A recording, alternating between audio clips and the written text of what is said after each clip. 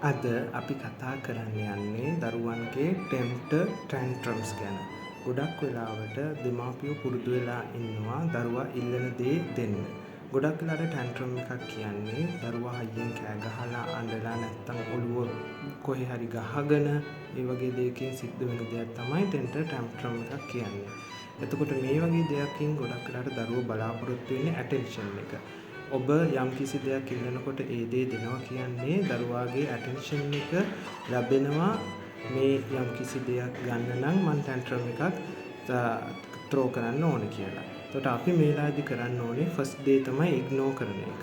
Ignore කරද්දී දරුවා චුට්ටක් කෑ ගහලා නැත්තම් ඒ ඔළුව චුට්ටක් ගහ ගන්න. එතකොට රිස්ක් එක බලන්න ඕනේ. රිස්ක් එක නැත්තම් ඊට පස්සේ එයා සමනය වෙනවා. මේක යම්කිසි කාලයක් ගියාට පස්සේ දරුවම තේරුම් ගන්නවා ටෙම්පර් ටැන්ට්‍රම් එකක් ත්‍රෝ කරන එකේ තේරුමක් නැහැ කියලා.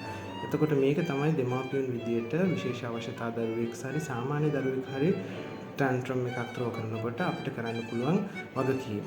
එතකොට මේක කරගෙන යන කාලයේදී එතකොට අපිට පුළුවන් බලා ගන්න දරුවාගේ ටෙම්පර් ටැන්ට්‍රම් එක නැත්නම් ටැන්ට්‍රම් එක ත්‍රෝ කරන ප්‍රමාණය අඩු වෙනවා. ඊට පස්සේ අපිට මේ ප්‍රශ්නයෙන් ගැලවෙන්න පුළුවන්.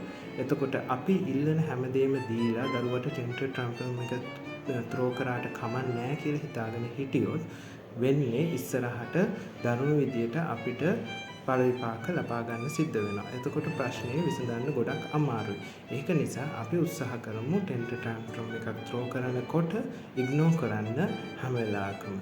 ස්තුතියි.